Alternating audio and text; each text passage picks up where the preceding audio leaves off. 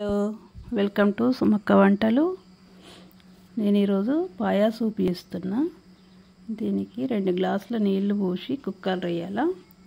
4 మిరపకాయలు లేకపోతే మిరియాలు ఇంకేసుకోవచ్చు, కొన్ని ఉల్లిపాయలు. ఇది చాలా మంచిది బాడీకి. కొంచెం కొత్తిమీర, కొంచెం అల్లం వెల్లిపాయ పేస్ట్, కొంచెం దాల్చిన చెక్క. వీడిది జ్వరానికి వీటికి మంచిది. ఎన్నో డబ్బులు హాస్పిటల్లో పెడతాం మనం. ఇటువంటిది ఒక్కసారి ట్రై చేసి చూడండి, మీరు రిజల్ట్ అనేది తెలుస్తుంది. కొంచెం సాజీరా జీరా వేసిన నేను, జీలకర్ర వేసి కొంచెం సాల్ట్, మరీ ఎక్కువ వేసుకోవద్దు, బాగా చిక్కగా అయిపోతుంది. 2 గ్లాసుల నీళ్ళకు 1 గ్లాసు వాటర్ వేస్తుంది. అది 8 విజిల్లు పెట్టుకోవాలి. 2-3 విజిల్లకేమో అది ఎంత వెళ్ళది కాళ్ళది ఎంత అనేది, అది బలం దాంట్లో. అది ఏమంటారు దీన్ని,